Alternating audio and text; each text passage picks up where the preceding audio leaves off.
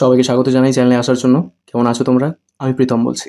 এখন তোমাদেরকে শোনাবো অবরুদ্ধ নিষেধের ৪র্থ পর্ব। লেখিকা তেজস্মিতা মর্তুজা। তো চলো, উইদাউট ওয়েস্টিং এনি টাইম শুরু করা যাক। ঢাকাতে আখির লাশ পাঠানো হয়েছে ফরেনসিক টেস্টের জন্য। তা মুস্তাকিন চেয়েছিল না। সে দিনাজপুরের এম আব্দুর রহিম মেডিকেলে পাঠাতে চেয়েছিল এবং ব্যবস্থাও করেছিল। সেখানকার মর্গ থেকে লোক এসেছিল, অথচ সিনিয়র ইনচার্জ তাতে রাজি হননি। বরং রাজধানীতে পাঠানো হয়েছে বডি। সে সময় মোস্তাকিন সেখানে উপস্থিত থাকলে হয়তো থামতো ব্যাপারটা। আখির মা হাত ধরে কান্নাকাটি করছিলেন। আমার মেয়েটার শরীরটারে আর কোনো সুরের হাতে দিস না বাপ। আমারে মা মনে কইরা আমার কথা রাখ। আমার বিচার লাগবো না আর। আমার আখির দেহটারে দে, বাড়ি নিয়া যায়। এ কথা ফেলার মতো নয়। মোস্তাকিন চেয়েছিল দিনাজপুরের হাসপাতাল মর্গেই তদন্তের কাজ চলুক। অথচ উপরমহল হুট করে সিদ্ধান্ত বদলেছে। এসব নতুন নয় এই লাইনে। তবে এর শেষ অবধি যেতে হলে তাকে সজাগ থাকতে হবে প্রতি পদে। ডিআইজি স্যারের সাথে কথা বলে ব্রাঞ্চ থেকে বের হলো রাত ৮টার দিকে। টিমের সকলেরই খুব খাটুনি হবে এই মামলায়, তা অনস্বীকার্য। এখানে কোথাও না কোথাও অতপ্রতভাবে জড়িয়ে আছে রাজনৈতিক বিষয়াদি আর সমাজের উঁচু পর্যায়ের পদ্ধতিগত বলপ্রয়োগ, যার ঘাপলা খুলতে বেশ বেগ পেতে হবে তাদের। রাস্তা পার হবার জন্য দাঁড়াতেই ফোন বাজলো তার। ফোন জিনিসটা নেহাত বিরক্তিকর। যখন সেটা বাজে, আম্মার কল। এখন পুরো দিনের ফিরিস্তি চাইবে। খাওয়া, গোসল, শরীরের যত্ন, বাড়ি ফেরার তারিখ। কল রিসিভ করলো না। ক্লান্ত শরীর। ফ্লাইটে ফিরে গোসল দিয়ে এরপর নিজেই একবার কল করে নেবে। বিকেলে থানায় কাউন্সিলর সাহেব হুমায়ুন পাটোয়ারি এসেছিলেন। মোস্তাকিন গিয়েছিল সেখানে।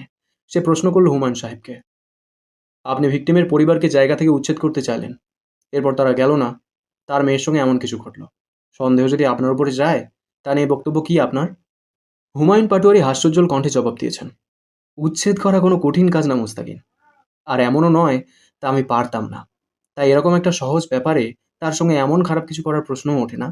তারা সময় চাইছে, আমি দিছি। না উঠলে উঠিয়ে দিতাম, যেহেতু এটা আমার কাজ। কিন্তু তাই বলে এমন কিছু। মুস্তাকিন ঠোঁট উল্টে ধীরে ঘাড় ঝাঁকালো। আপনার প্রতিপক্ষ দলকে? হুমায়ুন পাটোয়ারি পান খাওয়া দাঁত বের করে চমৎকার হাসলেন। সহজ হিসাব, আগের বার যে মেম্বার ছিল এই এলাকার সে, আর এইবার যেহেতু আমি বা হামজা মেয়র পদপ্রার্থী হয়ে নির্বাচনে দাঁড়াবো, তাইলে বর্তমান মেয়র সাহেবও বলা চলে আমার বিরোধী। সে কিন্তু আবার আমার বেয়াইয়ের ভাই লাগে। মুস্তাকিন আসলে বুঝতে পারছে না এই কথার উপর ভিত্তি করে তার এই দুটো লোককে সন্দেহের তালিকায় রাখা উচিত কিনা। হুমায়ুন পাটোয়ারি যা বোঝাতে চেয়েছে তা হলো, তারা হুমায়ুন পাটোয়ারিকে বদনাম করার জন্য আখির সাথে এই বীভৎস খেলায় মত্ত হতে পারে।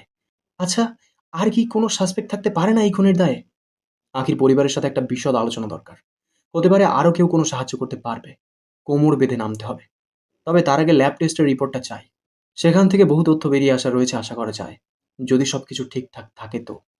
মুস্তাকিনের মাথা গরম হলো। এখন সে কাজ থেকে প্যাক আপ করে বাড়ি যাচ্ছে। তবু এই পেঁয়াজ মাথায় ঘুরবে কেন? মাথা ব্যথা করছে সেই সন্ধ্যে থেকে। ফরেনসিক বা মর্গের কোনো রিপোর্ট হাতে না আসলে তদন্তে নামার প্রশ্নই ওঠে না।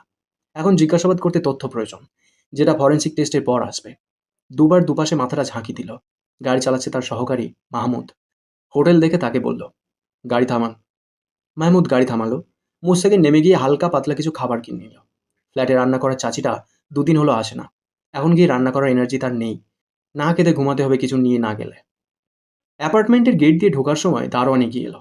স্যার, তোমার সিটি আইছে। মুস্তাকিন ভ্রু কুঁচকাল। দারোয়ান দেলোয়ারের মুখে দুষ্টু হাসি। মুস্তাকিন হেসে বলল, চিঠি শুধু প্রেমিকার কাছ থেকে আসে এই ধারণাটা কে ঢুকিয়েছে তোমার মাথায়?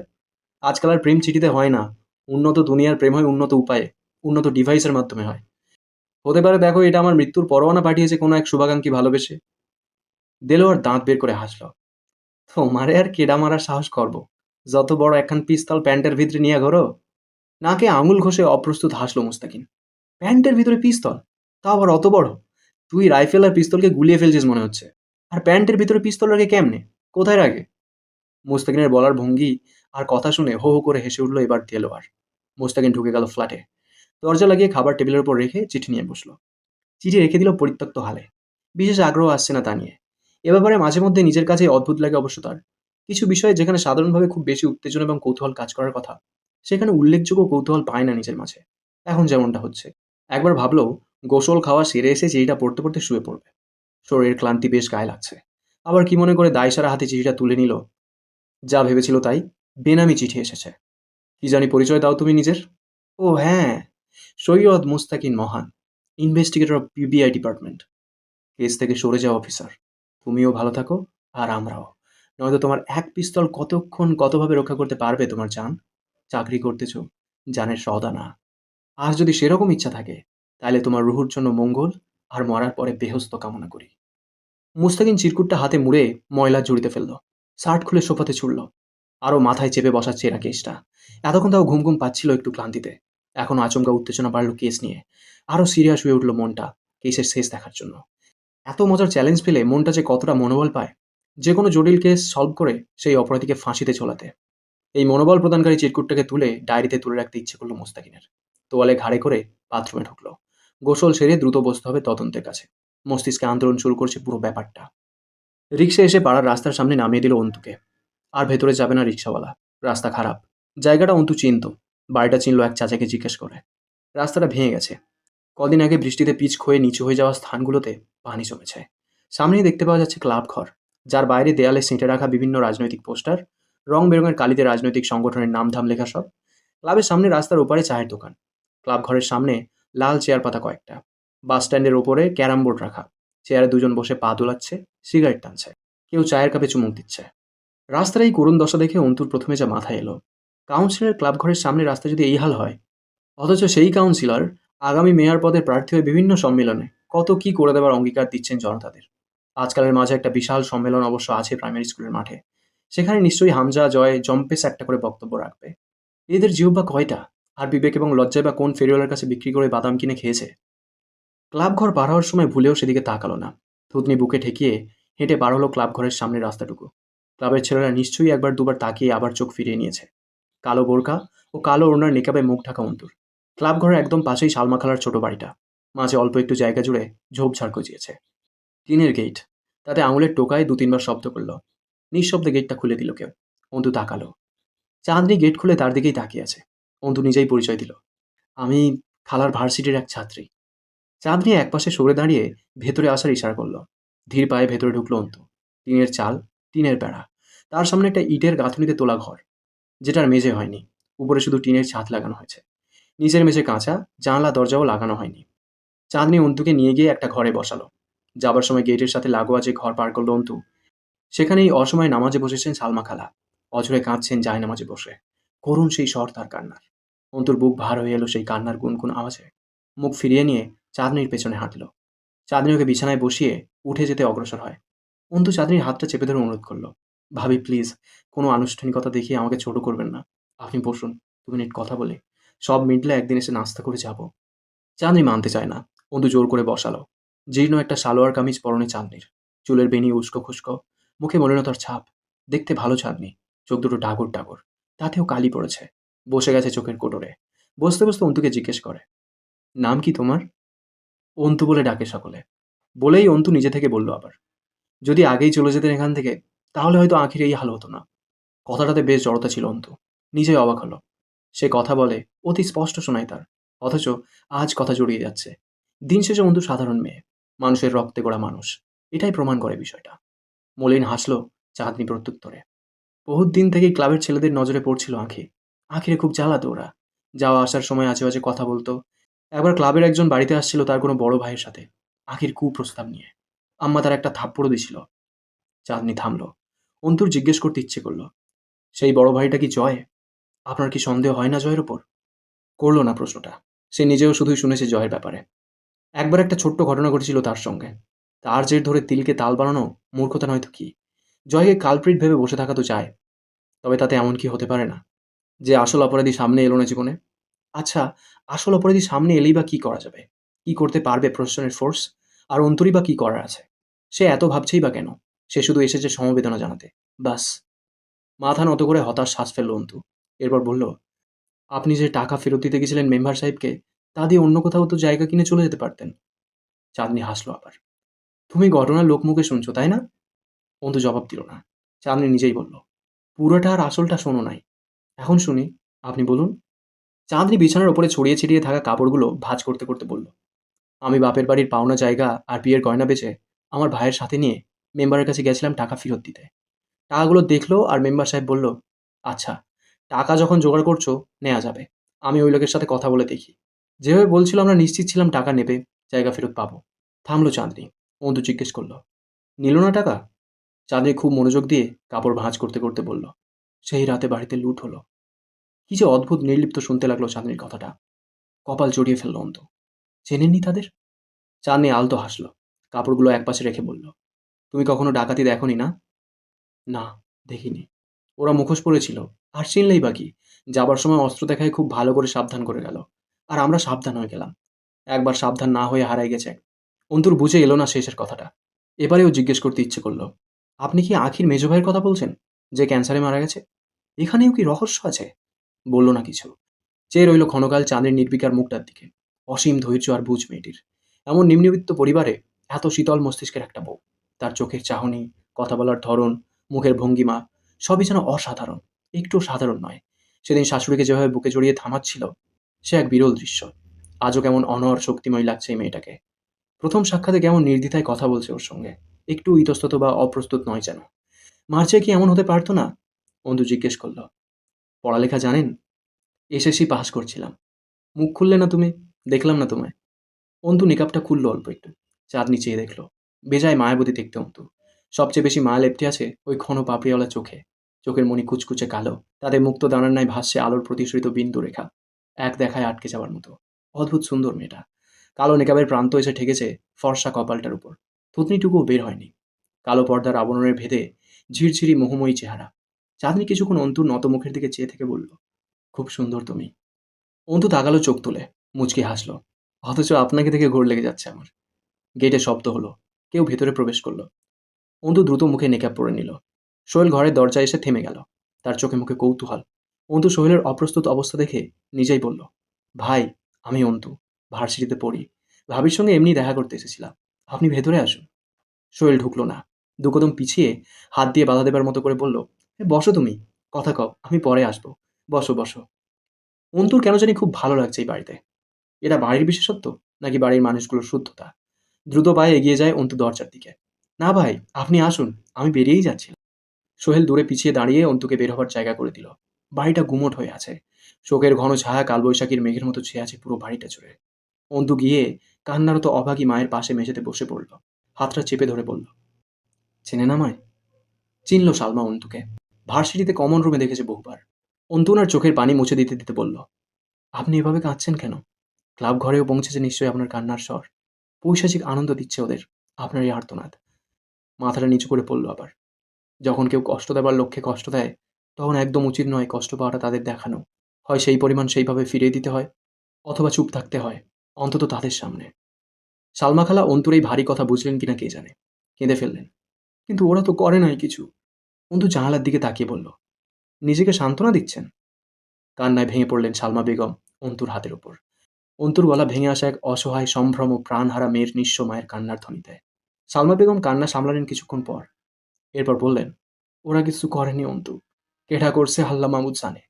ওই পুলিশরা আমার বেটির লাশ দিতেছে না কেন? আবার কই নিয়ে গেছে আমার বেটিরে? আমার বিচার লাগবো না। ওরা রাজনীতি করে, শক্তিশালী সব। আমার বিচার লাগবো না, কিচ্ছু লাগবো না আমার। আমি চলে যাইবো এখান থেকে, বহুত দূরে যাব। আমার মেয়েটার ওই পুলিশ আবার জানি কই নিয়ে গেছে। খপ করে ধরে ফেললো অন্তু। কারা রাজনীতি করে? এই তো বললেন ওরা কিছু করেনি। কথাটা শেষ করায় কেন যেন মনে হলো সে বোধহয় টেনে হিচড়েই জয়কে এসবের পেছনে দাঁড় করাতে চাইছে। কেন? তার সঙ্গে সেদিন খারাপ আচরণ করেছিল বলে? সেটাই মাথায় ঘুরপাক খাচ্ছে। আর বারবার জয়কে অপরাধীর জায়গায় নজর আসছে। কিন্তু এটা ঠিক না। এরপর তো আর কিছু করেনি জয়। শুধু শুধু সব কিছুতে ওকে টানাটা কতটা যুক্তিযুক্ত? বেশি ভাবছে সে জয়কে নিয়ে। কথাগুলো ভেবে রাগ হলো অন্তুর। সালমা খালা বললেন, হ, কিচ্ছু করে নাই ওরা। অনবরত মাথা নাড়তে থাকলেন তিনি। পাগলের মতো প্রলাপ করতে করতে বুক চাপড়াতে শুরু করলেন আবার। চিৎকার করে কেঁদে উঠলেন সিজদায় পড়ে। অন্তু বেরিয়ে এলো সেখান থেকে। ক্লাবঘর পার হওয়ার সময় আর চোখে তাকালো সেদিকে। বুকে একটা চাপা উত্তেজনা কাজ করছে। তাকে চিনে ফেলার মতো কেউ যদি এখন ক্লাবে থাকে, কোনো তামাশা না হয়ে যায় এখন। যদি জয় দেখে ফেলে। ক্লাবঘরের সামনে বড় পোস্টারে কাউন্সিলর হুমায়ুন পাটোয়ারির ছবি টাঙানো। পাশেই আরেকটা পোস্টারে তার ছেলে হামজার ছবি। এবার ক্যারাম বোর্ডের সামনে ছেলেরা দাঁড়িয়ে আছে। এটা আর চোখে নজর এলো। আর ভুলেও তাকালো না সেদিকে। চোখ নামিয়ে নিল। মাথা নিচু করে দ্রুত পায়ে হেঁটে পার করলো জায়গাটা। বহুত ঘাপলা খেলে যাচ্ছে মাথায়। চাঁদের কিছু কথার মানে স্পষ্ট নয়। ওরা বিচার চায় না, আবার কিছু হবার ভয়। আসলেই যাদের সন্দেহ করা হচ্ছে, তারা কালপিট তো? কাদের সন্দেহ করা হচ্ছে? অন্তু ঠোঁট কামড়ালো। হামজা অথবা জয়ের মুখটা সামনে চলে আসছে কেন? শুধু শোনা ঘটনার উপর ভিত্তি করে এমন পোক্ত ধারণা পোষণ করা কতটা যুক্তিযুক্ত? সন্ধ্যার কিছুক্ষণ আগে ঘুম ভাঙল জয়ের। ফোনের অ্যালার্ম এখনো বাজছে। উঠে বসে নোংরা ভাষায় দুটো গালি দিল অ্যালার্মকে। মুখে চোখে পানি দিয়ে আসার পরেও ঝিমুনিটা ছাড়ছে না। প্রথমে ঝুড়িতে, পরে একা একা সম্ভাব্য সকল আসবাবে কাঙ্ক্ষিত শার্টটা খুঁজল, পেল না। চিৎকার করতে করতে বেরিয়ে এলো ঘর থেকে। মামনি, মামনি! ক্রমশ কর্কশ হয়ে উঠছে তার কণ্ঠস্বর। বেরিয়ে এসে দাঁড়ালেন শাহানা। কি সমস্যা? ষাঁড়ের মতো গলা ফাড়াইতেছিস কেন? এই বাড়ির বেটা ছেলেদের জন্মগত বদরোগেই। জয় দাঁত খিচে উঠল। আমার শার্ট ধোয়নি কোন দুঃখে? কি পরবো আমি এখন? তার হাতে ডেনিম শার্ট, সেটা দেখিয়ে বলল। সানা কোমরে হাত দিয়ে দাঁড়ালেন। তোর শার্টের খুব আকাল হয়েছে? আলমারি খুললে ছোটোখাটো একটা শার্টের গোডাউনের খোঁজ পাওয়া যাবে। বাদর! সবসময় তোর শার্টের পেছনেই তো দৌড়াই আমি। আর কোনো কাজ নেই বাড়িতে? অন্যটা পরে বের হওয়া যেত না? জয় মুখ খুলতে গিয়েও নিয়ন্ত্রণ করলো নিজেকে। এখন মুখ খুললে বকা ছাড়া কিছুর আসার সম্ভাবনা নেই। মামিকে বকা যাবে না।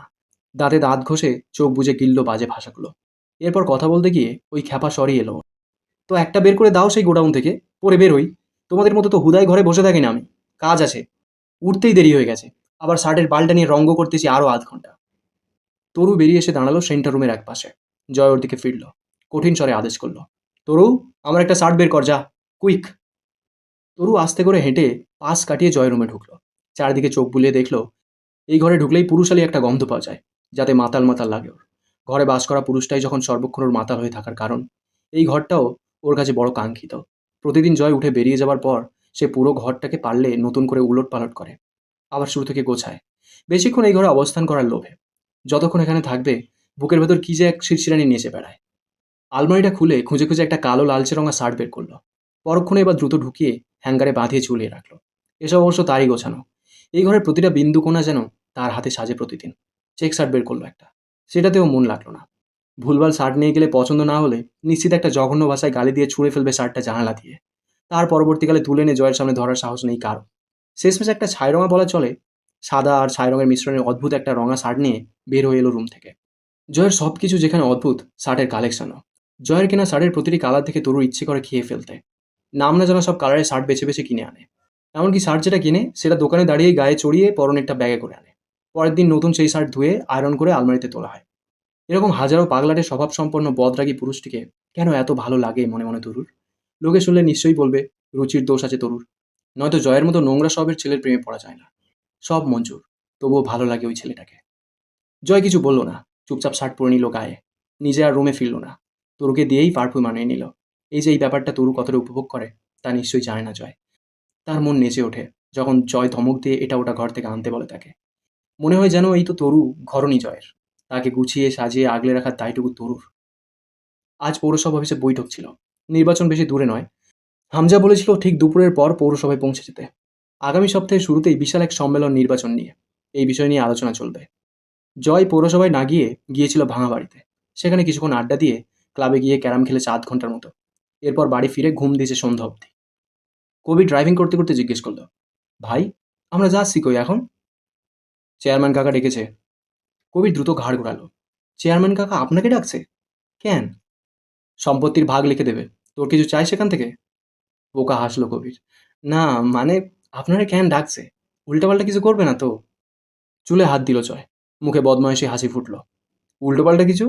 বউ নাই নাকি চেয়ারম্যানের? আমায় কেন টার্গেট করবে? হাসলো কবির। জয় বলল, আয় তোর এই গেসো বাদরের মতো হাসির একটা ছবি তুলি। বা এনি চান্স সকালে টপকে গেলে ছবিতে মালা চড়াবো। ব্যাক ক্যামেরা অন করে কবিরের দিকে ধরল। সেই মুহূর্তে হঠাৎই একটা বোঝাই ট্রাক সামনে এসে পড়ল ওদের গাড়ির। গাড়ি চালানোর সময় এই মজা বোধহয় কাল হয়ে উঠল তাদের। কবির প্রথমত নিয়ন্ত্রণ হারল। দ্রুত স্টিয়ারিং ঘোরালো গাড়ির এক সাইডে নেবার জন্য। অথচ ততক্ষণে ডান পাশে আরেকটা গাড়ি এসে পড়েছে। ওদিকে সরার জায়গা নেই। ওদের গাড়ি যে পজিশনে রয়েছে তাদের ট্রাক ওদের গাড়িকে পিষে সামনে এগিয়ে যাওয়া ছাড়া উপায় নেই। ও পাশে চাপার জায়গা নেই। কয়েক সেকেন্ড পাশের গাড়িটা আরও স্লো হয়ে ওদের পাশ আটকে চলল মনে হলো। দুজনে প্রস্তুত হলো খারাপ কিছুর সম্মুখীন হবার জন্য। কিচ্ছু করার নেই আর। ট্রাক ওদের সামনে খুব কাছে প্রায়। আচমকা পাশের গাড়িটা পাশ থেকে দ্রুত এগিয়ে গেল ওদের গাড়ি পার করে। সেদিক দিয়ে ট্রাকটা চলে গেল ওদের বাঁচিয়ে। ট্রাক চলে গেল নাকি কবির নিপুণ হাতে নিয়ন্ত্রণ করলো বলা যায় না। সেকেন্ড বিশেকের মধ্যে ঘটে গেছে পুরো ঘটনাটি। জয় গাড়ির জানলা দিয়ে মুখ বাড়িয়ে পেছনে তাকিয়ে দেখল ট্রাকটাকে একবার। এখনও হৃদযন্ত্র নিজের সহজাত আচরণের ফলে আতঙ্কিত হয়ে দীপদাপ বিট করছে। জয় বেশ কিছুক্ষণ পর পেছন থেকে সামনে ঘাড় ফিরিয়ে তাকালো। কবিরকে উদ্দেশ্য করে প্রশ্ন করল, ট্রাকটা কার জানিস? এতক্ষণ শুনলে অবরুদ্ধ নিষেধের চতুর্থ পর্ব। কেমন লেগেছে কমেন্ট করে জানিও। তোমাদের একটা কমেন্ট আমাকে প্রচুর মোটিভেট করে। পরবর্তী পর্বগুলো খুব শীঘ্রই নিয়ে চলে আসবো এই চ্যানেলে। তাই চ্যানেলটাকে সাবস্ক্রাইব করতে ভুলো না। দেখা হচ্ছে খুব তাড়াতাড়ি। ততক্ষণ সুস্থ থেকো, ভালো থেকো। Thank you.